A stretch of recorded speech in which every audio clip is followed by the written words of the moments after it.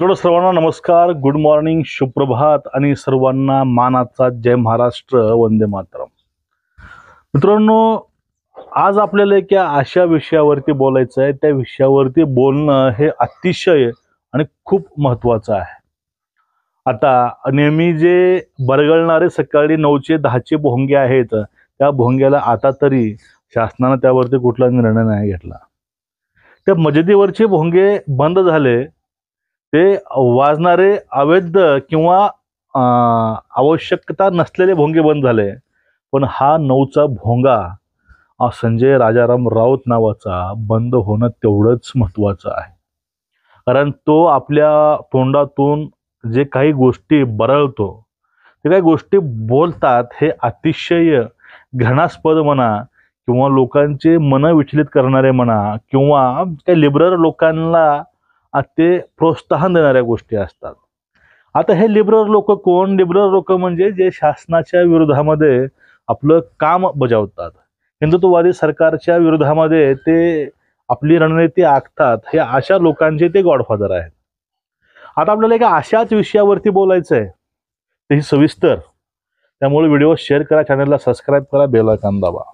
बघा काय झालं, ज्यावेळेस मामू हे मुख्यमंत्री होते 2019 ते 2022 हा कालखंड कोरोनाचाही, आणि कोरोना असताना जे काही तिथं घटना घडल्या, काही गोष्टी समोर आल्या, त्याही खूप चिंताजनक होत्या. आता मित्रांनो, त्यावेळेस घोटाळे सोडून द्या, पण काही मला मी अशा गोष्टी सांगतो. त्यावेळेस परमवीर सिंग, त्यावेळेचे वरिष्ठ पोलीस अधिकारी सचिन वाझेला कर्तव्यावरती, एका सस्पेंड व्यक्तीला कर्तव्यावरती परत बोलावलं कोण आणि का बोलावलं? मग ज्या वेळेस एखाद्या निलंबित पोलीस अधिकाऱ्याला तुम्ही कर्तव्यावरती हजर करून घेतात आणि त्यांचं नाव हे अनेक गुन्ह्यामध्ये नंतर येतं, याचा नेमका अर्थ काय लावायचा?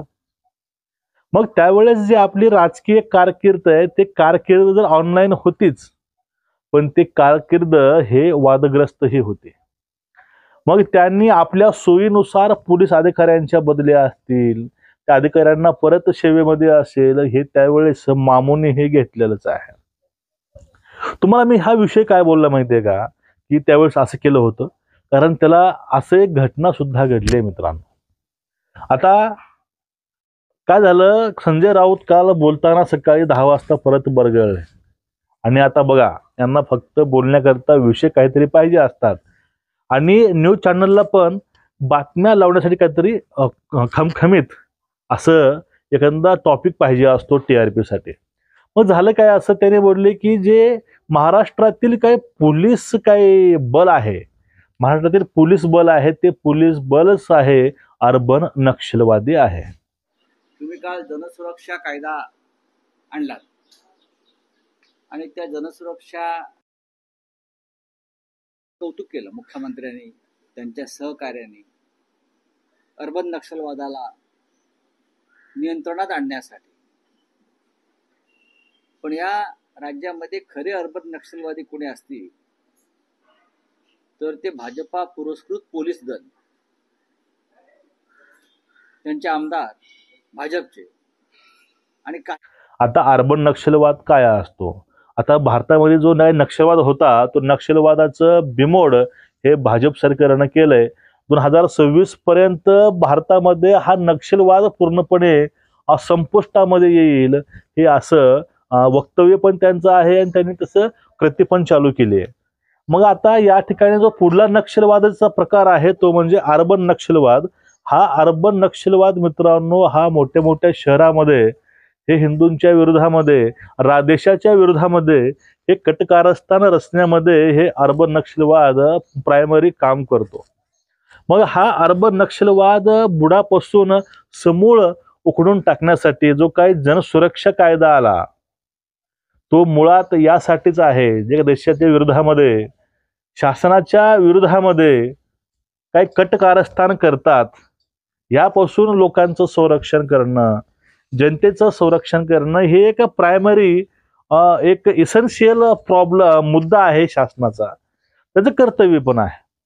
मग या ठिकाणी समाजातील समाजकंटकाला किंवा समाजामध्ये जो कायदा आणि सुव्यवस्था जो काही प्रकार आहे हा सगळा अबाधित ठेवण्यासाठी किंवा हा सक्षम ठेवण्यासाठी पोलिसांची जी गरज आहे हे गरज खूप जास्त आहे.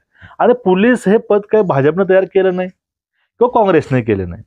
पोलीस हा प्रत्येक देशामध्ये, प्रत्येक राज्यामध्ये, जिल्ह्यामध्ये पोलीस हा घटक असतोच. कारण पोलीस ही एक इसेन्शियल गोष्ट त्या राज्याची आहे कायद्यासाठी. जर पोलीसच काढले तर मग जी काही इथं काही भरघोस असं काही उद्हास माजेल, काही अफरातफरी होतील, त्याचं गणित सुद्धा मित्रांनो नसणार आहे.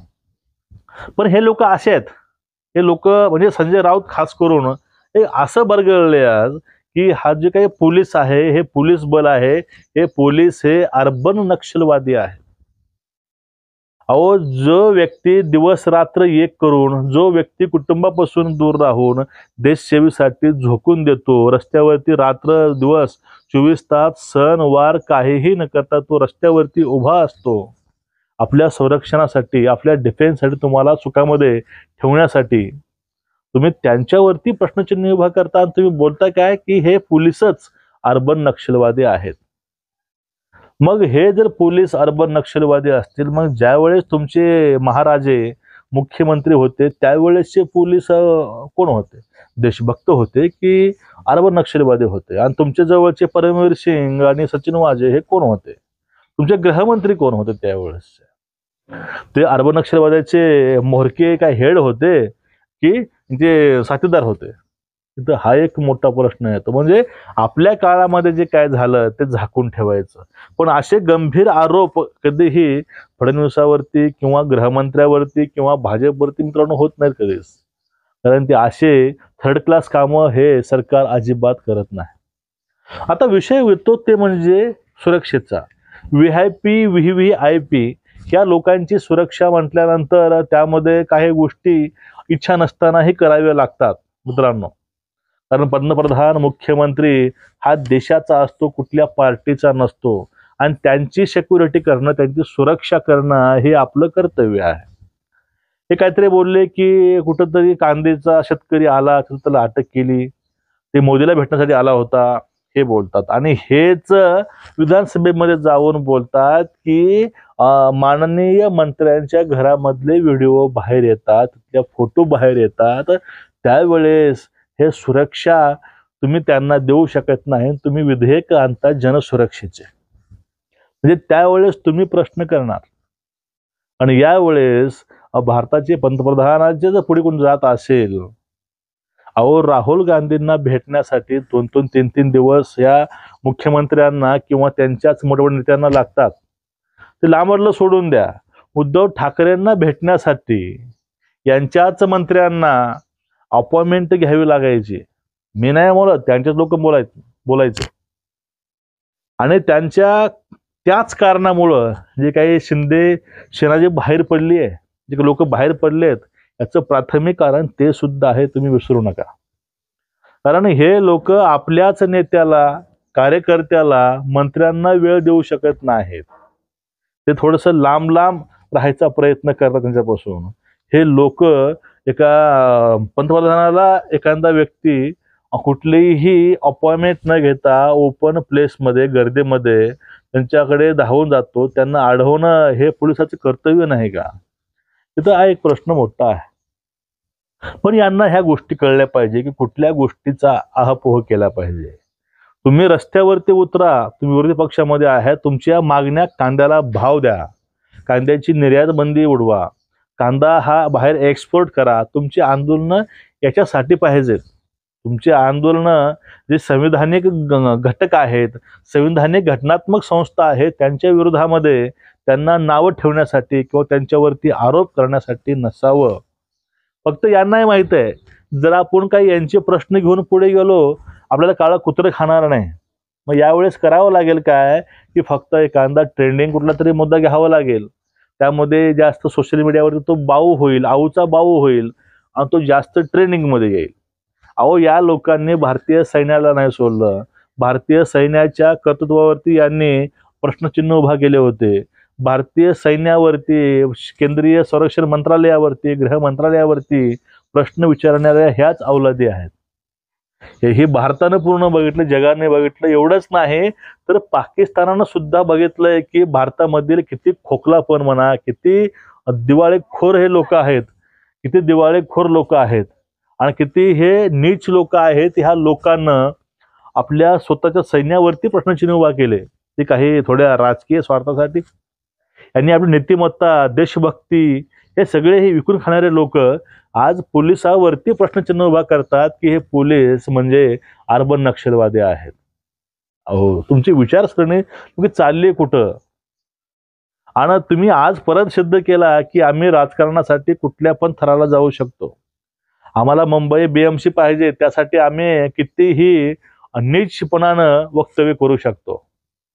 वक्तव्य करा, विरोध करा, पण आपण कुठल्या गोष्टीविषयी बोलतो, कोणत्या व्यक्तीविषयी बोलतो, कशाविषयी बोलतो हे सुद्धा तेवढंच कळणं महत्वाचं आहे. फक्त उचलली जीभ लावली टाळाला, आपली जीभ आहे म्हणून काही बोलायचं, तरी असंच चालत राहिलं तुम्हाला कुत्रं सुद्धा विचारणार नाही. तुम्हाला आताच कोणी विचारत नाही. तुमचेच काही चार दोन मीडियावाले तुम्हाला रोज सकाळी येऊन हुलकावतात.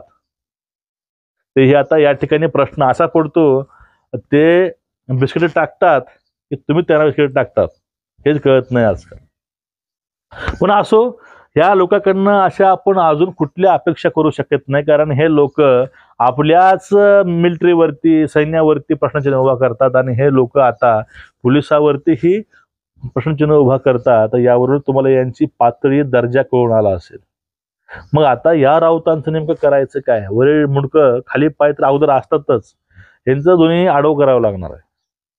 कारण आतापर्यंत आपण ह्या गोष्टी जास्त बोललो नव्हतो, कारण आता विषय आलाय मित्रांनो, त्या गोष्टीवरती हा विषय आलाय की ज्यांच्यामुळे आज आपला महाराष्ट्र शांत आहे. त्यांच्यामुळे हे सुद्धा आपल्या घरामध्ये सुखानं झोपू शकतात. यांच्या दारावरती उभारलेला पोलीस अंमलदार असतो, तरीही हे हरामखोर लोक त्या पोलिसाविषयी अर्बन नक्षलवाद असा ते शब्द प्रयोग करतात. या ठिकाणी खूप दुर्दैव ह्या गोष्टी ऐकून वाटतंय. तुमचं एकूणच या प्रकरणावरती मत काय आहे हे नक्कीच व्यक्त करा आणि जास्तीत जास्त हा व्हिडिओ मित्रांनो शेअर करा. नमस्कार.